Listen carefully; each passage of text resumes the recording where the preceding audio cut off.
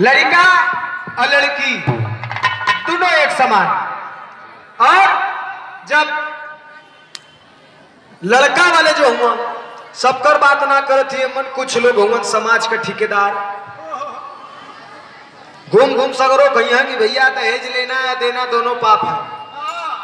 और जब अपने लड़का पे पारी आई तो कहिया हम ना ही लड़का का मम्मा मालिक हुआ, दोनों बात है।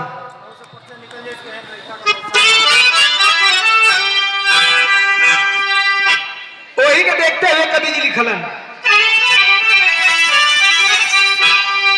अरे उदामा मचवले बाहो, उदामा मचवले बा, अरे देश में दहेज दाना, उदामा मचवले बा, देश में दहेज दाना। राजकुमार भैया, राजकुमार भैया,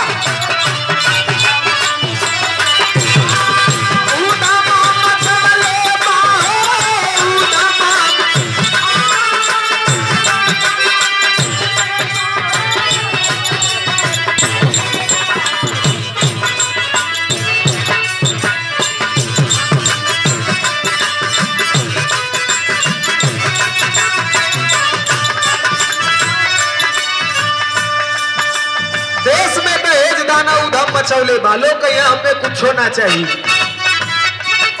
कहिया हमें कुछ चाहिए नहीं, जवन देवे कोई अपने लड़की के दे दिया।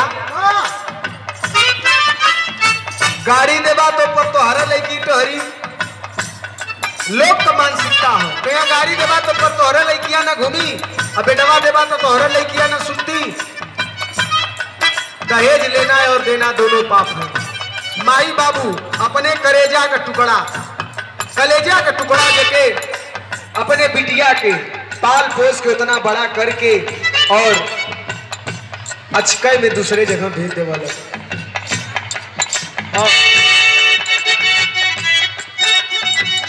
माई बाबू साज करके बिटिया दुलारी,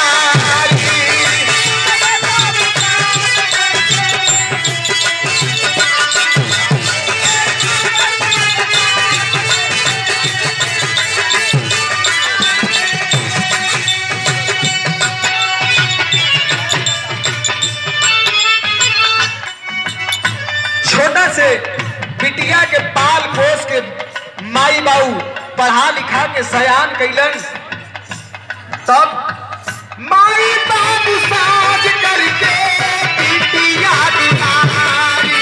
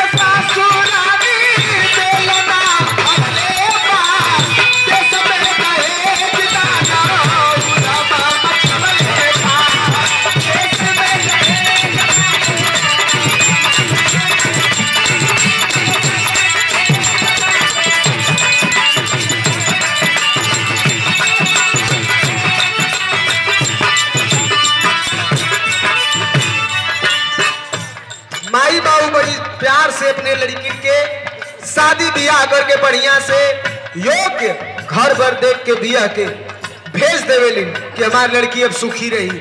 लेकिन ससुराल में गईले के बाद दहेज न मिलने के कारण यही बेटी जो हमारे घर की लक्ष्मी है उसको कोई जरा दे तो केहू फांसी पे चढ़ाए दे, फसली लगा के मुआ दे, दहेज के कारण। यही लड़की है और यही लड़की हमारे समाज में कभी रानी लक्ष्मीबाई तो कभी लक्ष्मी तो कभी फूलन देवी जैसी बन जाती है। यही लड़की है।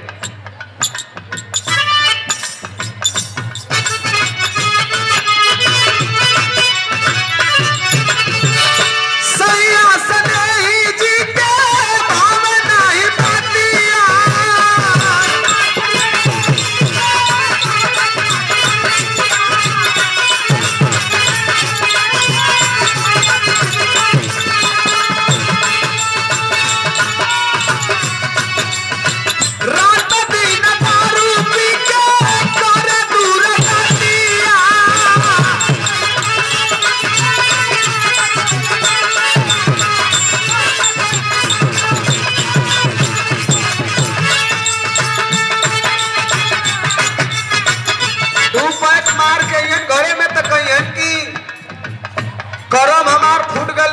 तोसे बियाह हो गल, तोर माई बाप हमें कुछ देबा ना कैलन, और फलाने मौसा बियाह लगवावत रहना तो हमें 4 व्हीलर देत रहलन। पता नहीं कहाँ से तोरे चक्कर में पड़ गई।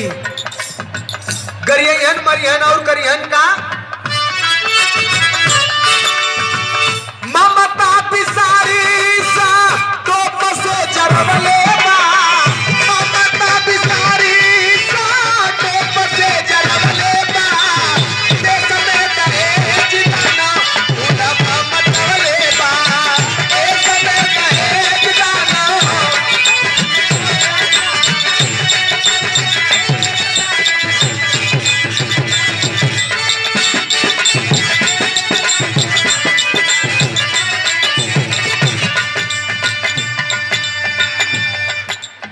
जला देते हैं दहेज के कारण। जब यही हमारी बहन बेटी जल के राख हो जाती हैं तो हॉस्पिटल में या चाहे अपने बहन बेटी के लाश के देख के माई बाबू का करेजा कितना दुखित हो, जरा आप लोगन ऊपर गौर करिए।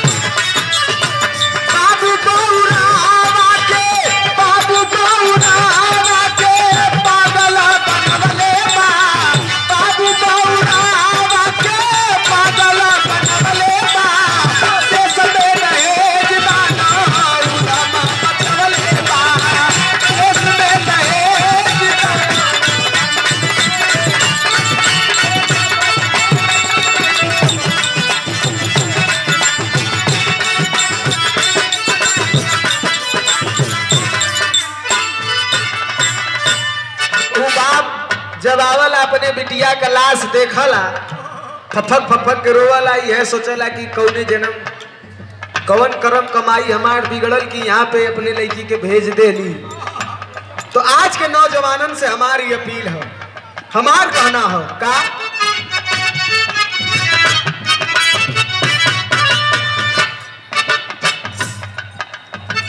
भैया नौजवानवा हमारे देश के बचावा,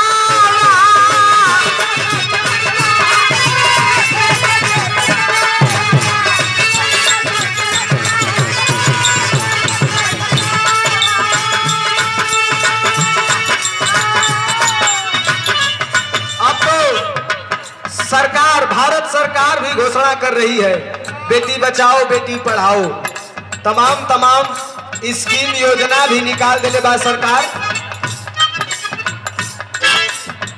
भैया नौजवान हमारे देश के बचावा,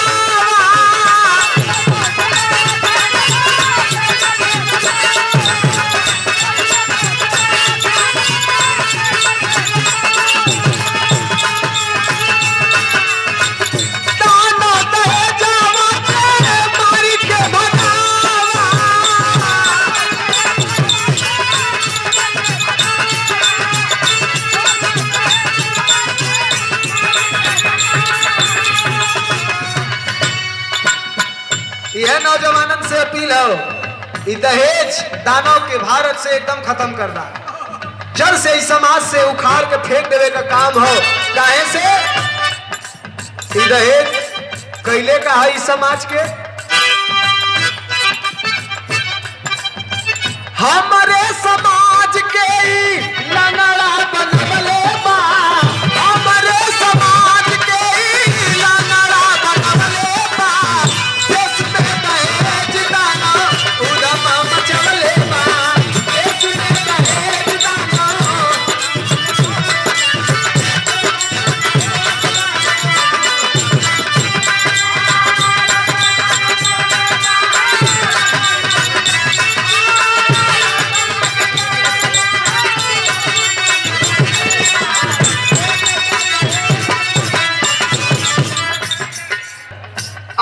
लाइन में कहे के होता